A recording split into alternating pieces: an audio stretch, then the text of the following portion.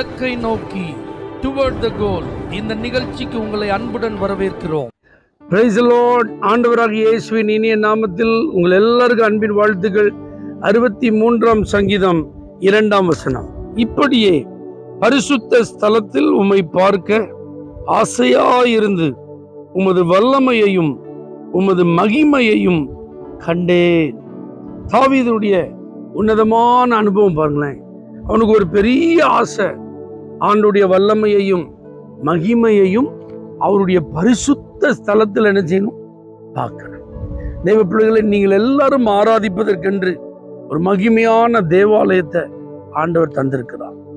மெய்யாகவே கர்த்தர் அந்த ஸ்தலத்துல அவர் வாசம் பண்றதுனால அந்த ஸ்தலம் ஒரு பரிசுத்த ஸ்தலமா இருக்கு.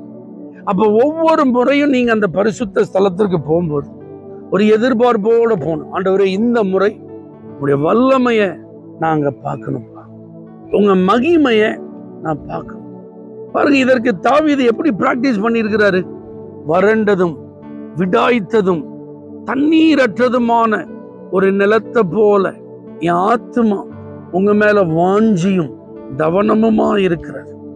தேவனே, நீர் என் தேவன், அதிகாலமே நான் உம்மை தேடுவேன். இப்ப பாத்தீங்களா, அந்த சர்ச்சுக்கு போயிட்டு உள்ள நுழைஞ்சி பாடல் ஆராதனை நடக்கிற நேரத்தில் ஆசைப்படுறது இல்லை. அந்த சர்ச்சுக்கு போகிற நாளை நினைக்கும் போது, அதற்கு முன்பே அல்லது முந்தின நாளே அல்லது அந்த நாளின் துவக்கமான அதிகாலையிலே இன்னைக்கு நான் ஆலயத்துக்கு போறேன், ஆண்டவர் வாசம் பண்ற அந்த பரிசுத்த ஸ்தலத்துக்கு நான் போறேன். என் இருதயத்தில் இருக்கிற அந்த வாஞ்சை நிமித்தம் நிச்சயம் அவருடைய வல்லமையை நான் பார்ப்பேன், அவருடைய மகிமையை கர்த்தர் எனக்கு வெளிப்படுத்துவார். இப்படி நீங்க ஆவலுடன் போவீர்களானால் ஜீவனுள்ள தேவன் அங்கே உங்களை சந்திப்பார். அவர் தம்முடைய மகிமையை நிச்சயமா உங்களுக்கு வெளிப்படுத்துவார். அவர் தமது சகல பிரஸ்தாபத்தை பார்க்கிலும் தம்முடைய வார்த்தையை மகிமைப்படுத்தி இருக்கிறார் அப்படின்னு பைபிள்ல இருக்கு.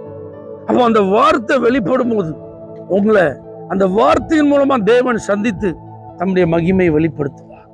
அவருடைய வல்லமை பலமாய் இறங்கும் போது உங்க வாழ்க்கையில நீங்க என்ன எதிர்பார்த்து போனீங்களோ அந்த அற்புதங்கள் அந்த நாளிலே நடக்கும்.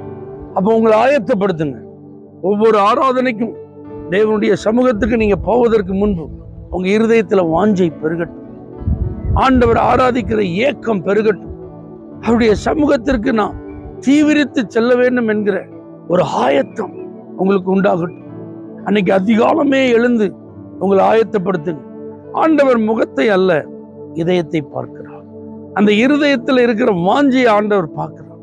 அப்ப ஆலயத்திற்கு நீங்க எந்த அளவுக்கு வாஞ்சையா வர்றீங்களோ அந்த அளவுக்கு தான் அவருடைய வல்லமையையும் அவருடைய மகிமையும் நீங்க காண முடியும். இந்த முறை இதை நடைமுறைப்படுத்தி பாருங்க. இனி ஒவ்வொரு முறை தேவனுடைய பரிசுத்த ஸ்தலத்திற்கு நான் போகும்போது ஆசையா போவேன். எனக்கு என்ன ஆசை? அவருடைய வல்லமையையும் மகிமையும் பார்க்கணும்.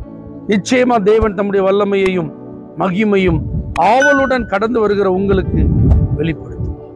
பரலோக தேவனே, யாரெல்லாம் உங்க ஸ்தலத்திற்கு ஆவலுடன் வருகிறார்களோ அவர்களுக்கு உம்முடைய வல்லமையையும் மகிமையையும் வெளிப்படுத்துவீராக. இயேசுவின் நாமத்தில் பிதாவே, ஆமென். For prayer contact Pastor J.